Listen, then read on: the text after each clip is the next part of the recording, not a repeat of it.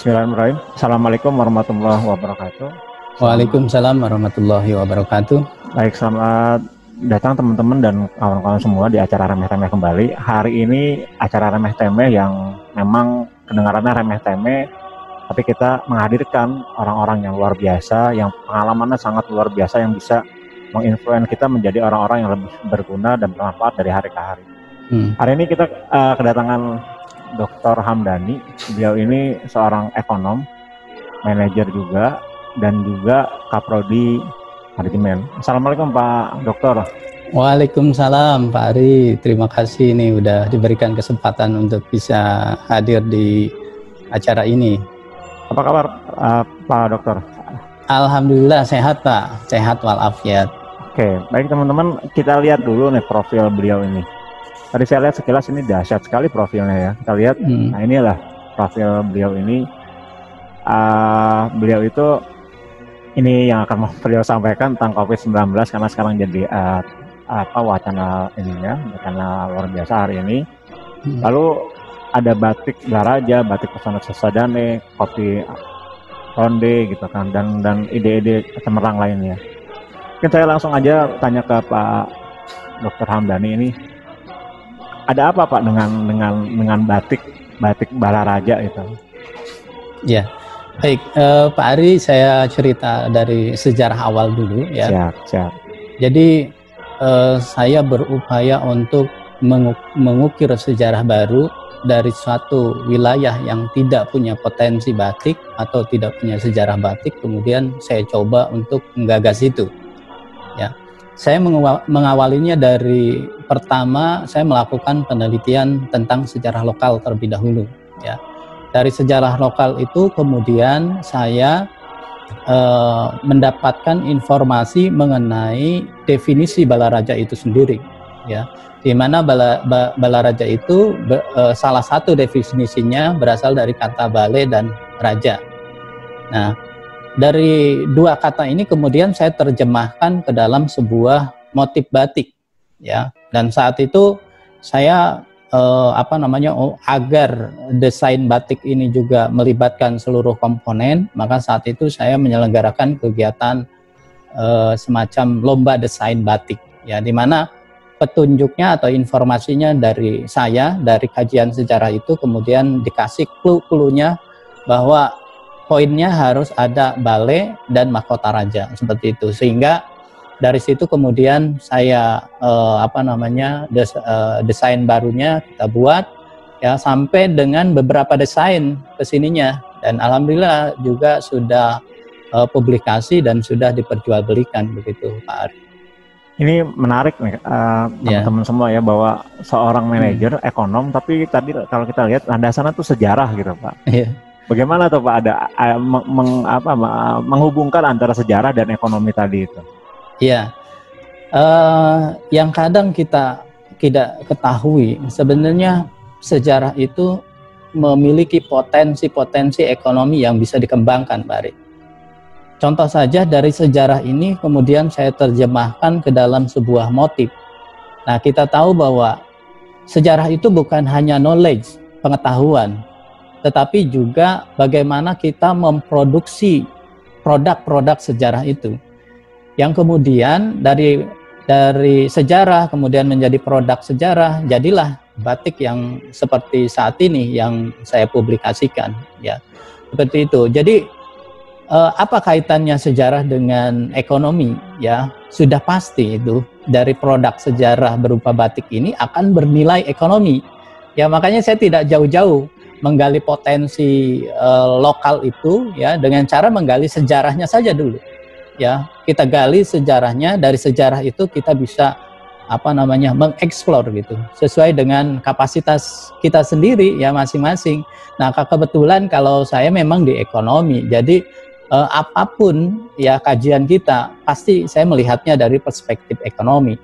Nah, terbukti dari kajian sejarah itu ternyata memang bernilai ekonomi, jadilah produk, dan itu bernilai guna bukan saja untuk saya pakai tetapi juga untuk masyarakat gunakan, dan itu menjadi satu kebanggaan wilayah ya. Dari sebelumnya nggak punya sejarah batik Pak Ari, sekarang sudah punya sejarah batik itu sekarang ya. Seperti itu Pak Ari. Ini teman-teman makin menarik karena Pak Hamdani tadi membicarakan potensi. Nah, sekarang itu orang itu sedang bingung Pak karena ada COVID-19 ini kan. Lalu bagaimana? Mungkin Bapak sebagai seorang ekonom, lalu yang tadi hobi dengan budaya dan sejarah juga, bagaimana Bapak melihat adakah atau peluang-peluang apa yang bisa kita ciptakan, yang bisa kita cari dalam masa COVID ini? Ya, sebenarnya banyak sekali Pak Ari peluang-peluang terutama bagi kami ya dosen. Kalau dosen itu tidak lepas dari dunia akademik ya.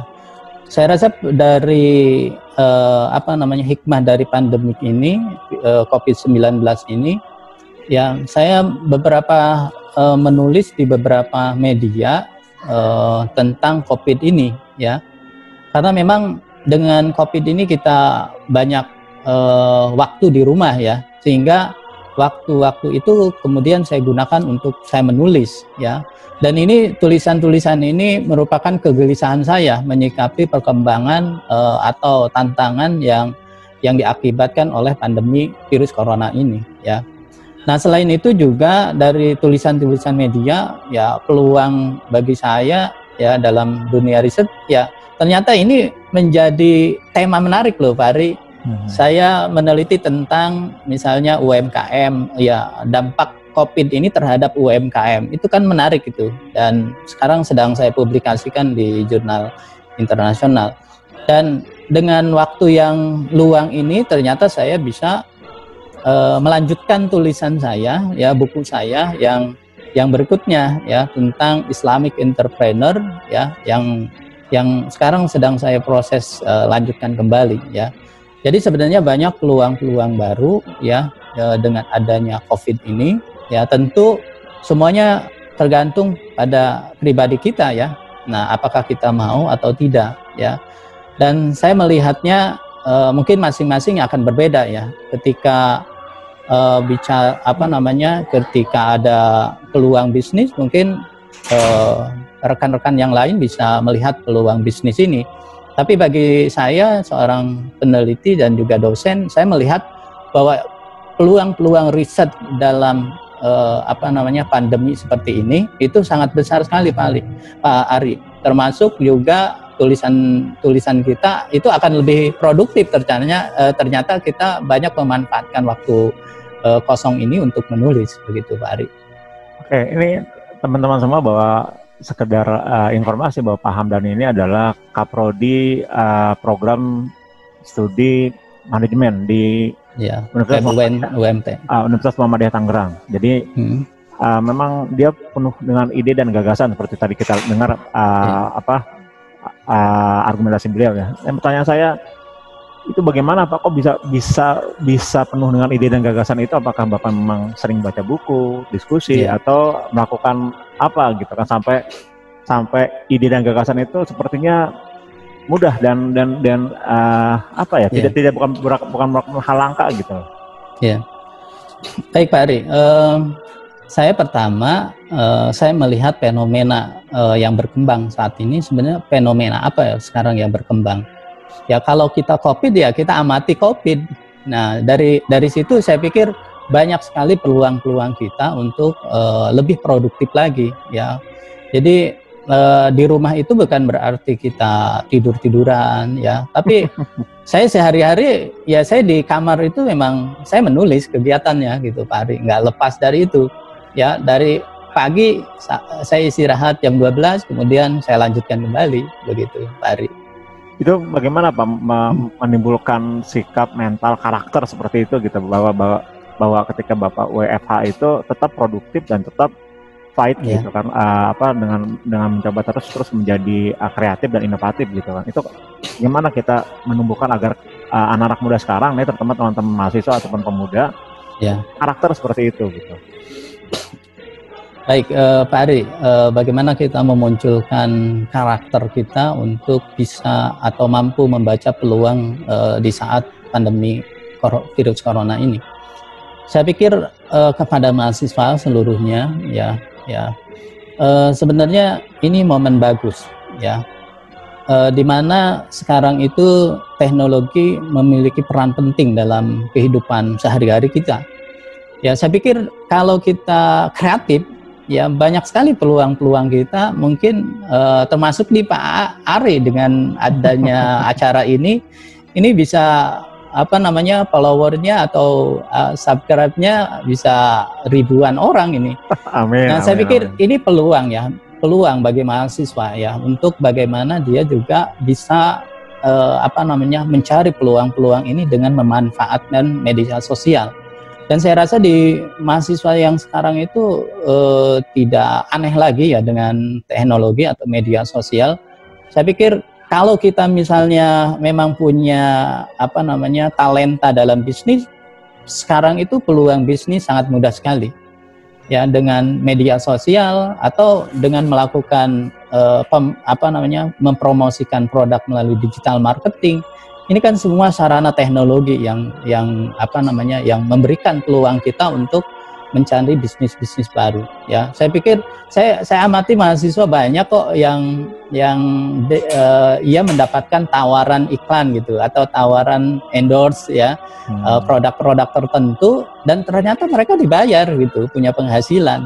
Ya, jadi saat ini kita manfaatkan saja teknologi ini untuk kita selain kita hobi ya, kita juga bisa mengembangkan ini menjadi satu upaya untuk mencari jalan rezeki dari sini ya, seperti itu Pak Ari. Itu maksud saya itu Pak, maksud saya bagaimana menumbuhkan sikap pantang menyerah dan tidak akhirnya menyerah dengan keadaan gitu kan, yang seperti Bapak sampaikan gitu kan, itu menumbuhkannya itu bagaimana caranya agar terbentuk sebuah karakter yang memang petarung gitu kan, bukan hanya penonton yang melihat oh dia sukses ya gitu kan, tapi dia she is do nothing gitu kan, kayak gitu. Ini mungkin Pak Ari ya, saya sedikit share ya, saya pengalaman. Nah kebetulan memang saya terutama ya dulu memang ditempa begitu kerasnya dalam kehidupan ini ya, sehingga ketika saya menghadapi suatu persoalan yang berat itu tidak menjadi kemudian saya pantang menyerah ya, bahkan bagi saya ketika saya menghadapi persoalan itu tantangan bagi saya, dan saya termasuk orang yang ketika bekerja atau apa gitu hanya mengalir seperti air saja saya tidak begitu tertarik, tapi ketika saya menemukan tantangan-tantangan baru itu yang menurut saya sangat menarik sekali. Jadi karakter seperti ini ternyata dibentuk oleh lingkungan, dan yang paling utama itu adalah keluarga Pak Ari. Jadi di dalam keluarga itu ketika membiasakan anaknya untuk disiplin ya, saya pikir ini menjadi motivasi kita, menjadi karakter kita ya yang dibentuk oleh keluarga, sehingga ketika kita menghadapi pandemi seperti ini ya, di mana semuanya mengeluhkan dengan kondisi ekonomi. Bagi saya ini banyak sekali peluang-peluang yang bisa kita dapatkan dari hikmah dari pandemi seperti ini. Jadi kalau tadi membentuk karakter yang pantang menyerah, saya pikir ini dibentuk oleh keluarga. Ya, kalau keluarga kita membentuk kita menjadi manusia-manusia yang tangguh, saya pikir ini akan sendirinya kita terbentuk oleh lingkungan keluarga kita sendiri sebenarnya. Nah, oleh karena itu saya rasa ini pesan untuk saya sendiri ataupun masyarakat ya, sebenarnya kita perlu mengedukasi keluarga kita atau anak atau putra-putri kita ya, terutama membangun karakter atau mental ya, karena dengan seperti itu mereka akan lebih kuat menghadapi tantangan ketika ada persoalan berat pun putra dan putri kita itu akan lebih kuat sekali ya. Saya pikir ini pengalaman dari pembentukan karakter keluarga ini jadi sangat penting sekali Pak Ari untuk agar seseorang itu tidak mudah patah semangat begitu. Oke, teman-teman, bahwa Pak Hamdani ini adalah, tadi saya katakan, adalah Kaprodi program studi manajemen di UMT. Jadi kalau misalnya Anda ingin menjadi orang-orang tangguh, ya sebaiknya ambillah jurusan manajemen ini, karena memang dosennya ini bukan hanya Pak Hamdani, tapi Pak Hamdani adalah kaptennya yang menjaga agar prodi itu tetap keren dan luar biasa. Selain itu juga Pak Hamdani, yang saya dengar juga nih dari beberapa teman-teman melalui WhatsApp, Bapak juga sering menjadi penceramah dan menggabungkan antara nilai-nilai agama dan nilai-nilai ekonomi, bagaimana umat itu bisa terbangunkan dari situasi ekonomi yang terpuruk gitu kan. Karena memang yang tadi saya dengar juga di saat zuhur, Bapak mengatakan bahwa Rasulullah itu seorang ekonom dan seorang pedagang yang unggul. Mungkin Bapak bisa share juga kepada kami di acara Remeh Temeh ini seperti apa, Pak? Baik, Pak Ari. Jadi pertama saya ingin sampaikan bahwa kepada seluruh mahasiswa ataupun dosen, bahwa terkadang memang kita menganggap paling hebat kalau pemikiran-pemikiran dari ekonom barat. Tapi sesungguhnya saya rasa kita bisa mengambil suri tauladan yang baik, tidak hanya dari sikap dan perilaku Nabi, tetapi dari sisi ekonominya bisa kita lihat, ya. Nah, saya tadi kebetulan alhamdulillah ini dihadiri oleh Pak Ari ya pada saat tadi kultum zuhur, ya, di mana temanya saya membawakan satu tema tentang meneladani Nabi Muhammad SAW itu sebagai seorang ekonom. Saya tidak bermaksud untuk merendahkan beliau sebagai Rasul ataupun Nabi, tapi saya mengambil teladan yang baik dari beliau dari sisi perspektif ekonomi. Ya, jadi kalau Nabi Muhammad itu sebagai seorang ekonom yang tangguh, itu tidak diragukan lagi, Pak Ari, karena beliau tidak hanya dari perspektif teori, tetapi juga menjalankan dalam aktivitas sebagai praktisi bisnis, ya. Nah, terlihat ini saya melihat pengalaman Nabi Muhammad SAW di usia 12 tahun. Coba Pak Ari sekarang usianya udah berapa tahun nih? Udah kayaknya 17 ya. Ya. Nah, jadi Nabi Muhammad di usia 12 tahun itu sudah membuat jaringan perdagangan internasional, Pak Ari. Ya.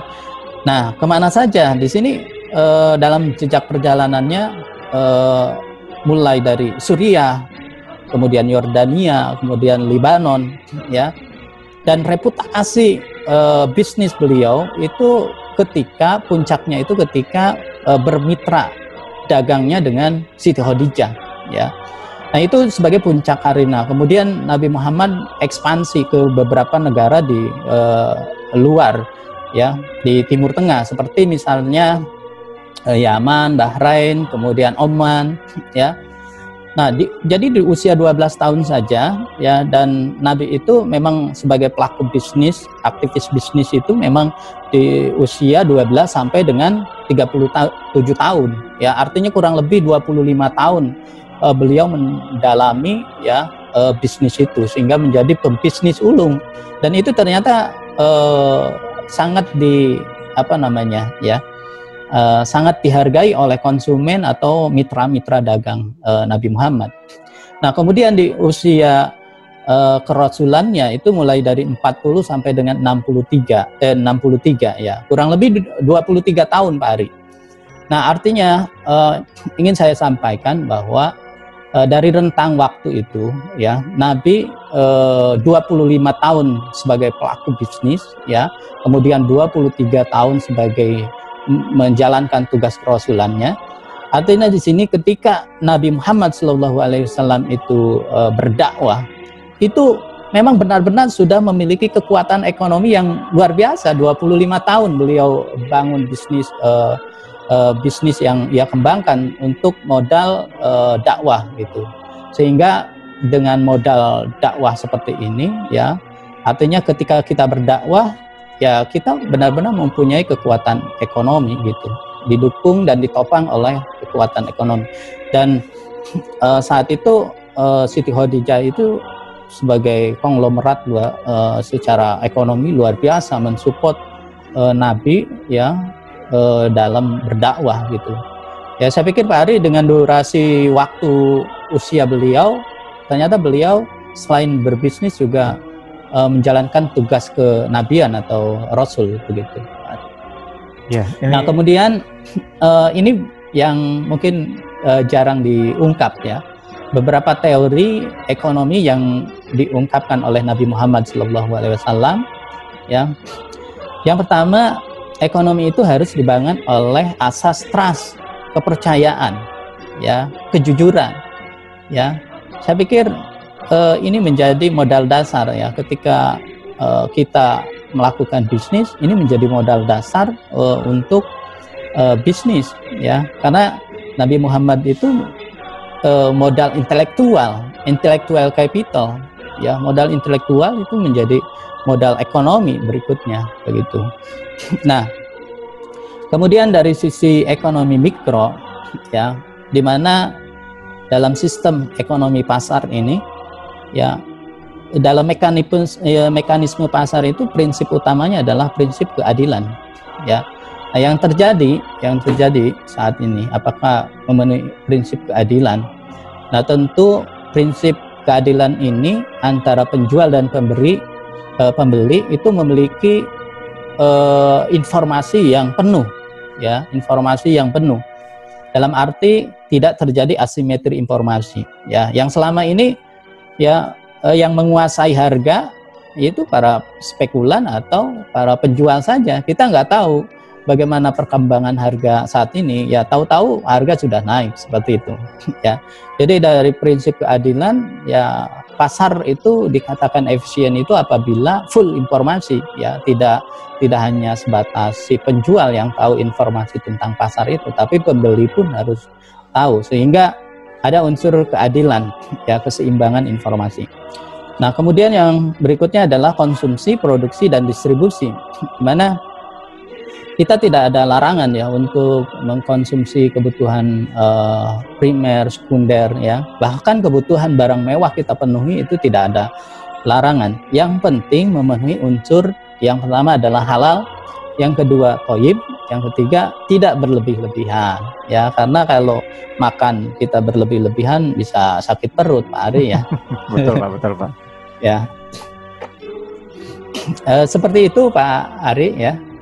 Ya, teman-teman, memang kali ini memang kita kedatangan di Remeh Temeh ini kedatangan tamu luar biasa di sela-sela kesibukan beliau ini sebagai Kaprodi Program Studi Manajemen Fakultas Ekonomi dan Bisnis UMT ini, beliau masih bisa hadir ke acara kita di Remeh Temeh. Dan informasi, beliau itu adalah Dr. Hamdani, ini gelarnya ya saya sebutkan, Dr. Hamdani, Sarjana Ekonomi, Magister Manajemen, Magister Pendidikan, Magister Akuntansi. Dan plus tadi kalau teman-teman lihat sendiri, beliau itu juga orang dai sebenarnya gitu. Dan paket komplit ini sih. Jadi kalau Anda penasaran kayak apa sih orangnya, ya, yang terutama yang baru lulus SMA ingin menjadi seorang manajer, ya bergurulah kepada beliau di Fakultas Ekonomi dan Bisnis di Prodi Manajemen. Karena memang ilmunya lengkap, selain kita belajar manajemen, belajar bagaimana menjadi seorang manajer dan belajar menjadi seorang ekonom, tapi juga belajar menjadi seorang muslim yang kafah gitu kan, kalau seperti tadi beliau sampaikan. Yeah. Ini mungkin ada ini karena waktu Bapak juga sangat terbatas, ada apa ya Pak? Kalau sebagai closing statement, sebagai kata-kata mutiara bagi anak-anak muda supaya tidak gampang menyerah, tidak gampang nyinyir, tidak hanya sekedar mengkritisi tapi tidak melakukan apa-apa gitu, apa Pak kira-kira Pak? Ya, ada satu kata mutiara yang menurut saya ini sangat berharga sekali, ya. Jadi dalam situasi seperti apapun, lakukan perubahan walaupun perubahan itu kecil sekali. Karena sesungguhnya alam ini akan merubah kita ke arah kebusukan, ya. Artinya apa Pak Ari? Ketika kita hidup ini mengalir seperti air seperti biasa gitu, ya, tanpa melakukan perubahan, tahu-tahu kita udah ketinggalan, ya. Misalnya di dunia akademik, ya, ketika kita bicara teknologi, tahu-tahu orang sudah belajar online. Nah, kita baru belajar online misalnya. Nah, saya pikir ini perlu menjadi motivasi bagi kita ya, dalam kondisi apapun lakukan setiap hari itu, lakukan perubahan-perubahan ya, sehingga kita bisa dan mampu mengikuti perkembangan saat ini ya sesuai dengan masanya ya, sehingga kita tidak mengalami keterbelakangan ya, seperti yang saya tadi sampaikan, kita oleh alam ini akan sendirinya digerakkan ya. Banyak sekali karena alam ini merubah kita,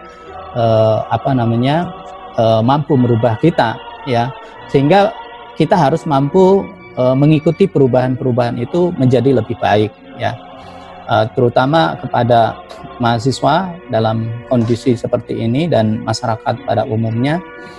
Tentu banyak hikmah yang bisa kita pelajari ya dari adanya pandemi virus corona seperti yang kita alami seperti saat ini. Seperti itu Pak Ari. Baik, Pak Dr. Hamdani, terima kasih atas waktunya. Mungkin lain waktu Bapak akan kami undang, karena memang mengundang seorang tokoh ini susah teman-teman ya, karena waktunya padat sekali gitu. Nanti kita akan bicara lagi dengan beliau tentang UMKM ya, karena tadi beliau juga bilang selaku praktisi UMKM dan juga membina beberapa UMKM gitu kan. Nanti kita akan menggali lagi lebih dalam, mungkin ada metode-metode atau ada formula-formula UMKM yang Islami seperti apa. Tadi kan sudah ada trust, lalu membangun kejujuran tadi Pak ya. Kejujuran itu menjadi terukur penting dan kompetensi dalam bidang keilmuan kita sendiri gitu. Baik, terima kasih Pak Dr. Hamdani, sarjana ekonomi, magister manajemen, magister pendidikan, magister akuntansi, atas kehadirannya di acara Remeh Temeh. Semoga Bapak berkenan untuk dapat diundang kembali di acara Remeh Temeh, dan semoga Bapak selalu sukses dan sehat selalu. Amin, terima kasih ya Pak Ari. Insya Allah ketika saya diberikan kesempatan, insya Allah saya akan hadir ya mengikuti acara Pak Ari ini ya. Siap. Terima kasih Pak Hamdani. Assalamualaikum. Waalaikumsalam warahmatullahi wabarakatuh.